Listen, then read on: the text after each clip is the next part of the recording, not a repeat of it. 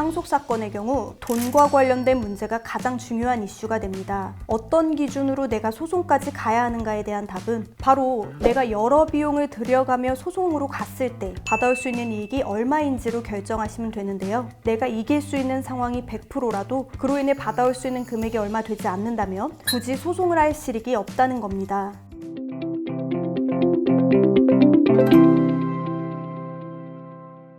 안녕하세요. 상속 전문 변호사 유지은입니다.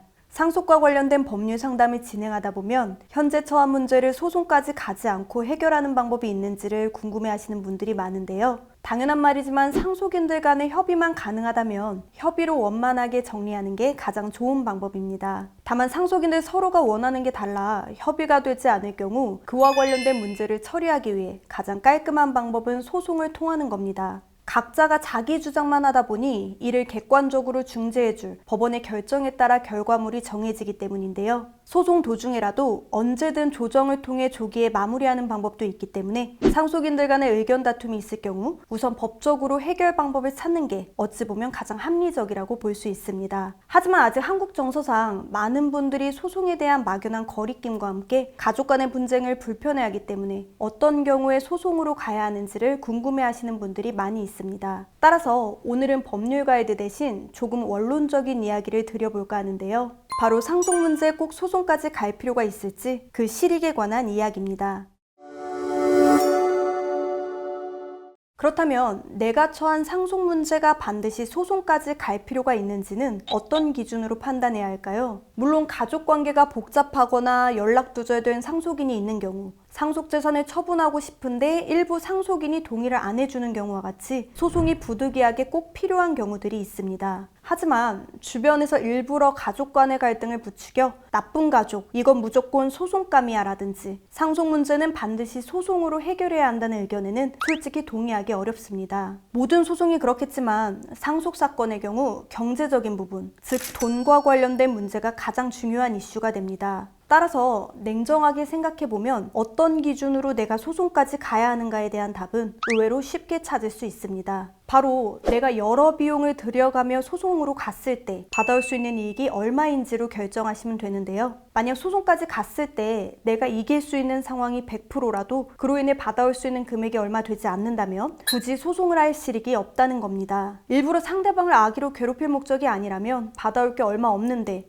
내 시간과 비용을 지출해가며 소송까지 갈 이유가 없다는 거죠. 반대로 소송에서 내가 권리를 행사해 받아올 이익이 있다면 심지어 얻을 수 있는 그 이익이 크다면 소송을 진행해 받아와야 하는 게 당연한 일이고 소송을 결정하였다면 실력 있는 상속 전문 변호사를 선임해 안전하게 그리고 더 많이 받아오는 부분에 집중하시면 되는 겁니다. 이처럼 간단한 문제에 대한 답을 많이들 어려워하시는 이유는 바로 자기에게 맞는 변호사를 선택하는 첫 단추를 끼는 게 어렵기 때문이라고 생각합니다. 처음부터 정확한 법률 상담을 통해 어떤 소송을 하면 얼마를 받을 수 있습니다 라고 명확하게 답해주는 변호사를 만나면 결정하기가 참 쉬울 텐데 변호사들마다 의견이 다르다 보니 누구는 된다 누구는 안 된다 등 기준이 불명확하다는 거죠. 그렇다 보니 막상 진행을 할지 여부가 불안해지는 겁니다. 또한 변호사들마다 수임료가 다르다 보니 나중에 받을 이익을 고려하기보다는 지금 당장 지불해야 하는 금액이 부담될 수도 있습니다. 이 문제를 해결하기 위해서는 현재 처하신 상황에 대해 여러 변호사들과 상담을 진행해 보는 것이 좋습니다. 이를 통해 내 상황에 필요한 소송과 정확한 대응 방법을 확인할 수 있고 내가 소송을 통해 받아올 수 있는 이익을 계산해 볼 수 있습니다. 물론 상담 과정에서 변호사들의 전문성 판단이나 수임을 위해 과장하는 변호사의 옥석을 가리는 것이 필요하지만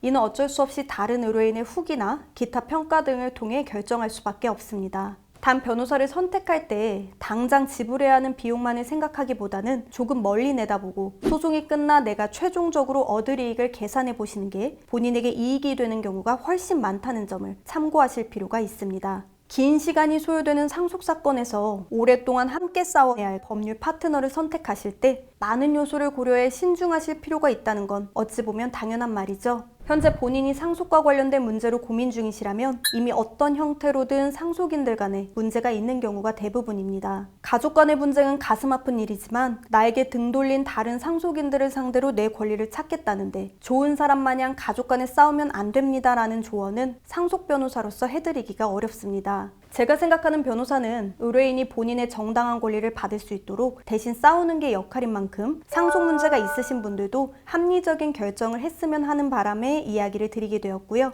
가족 간의 우애가 중요하지 않다는 내용의 취지는 절대 아니니 오해 없으시길 바랍니다.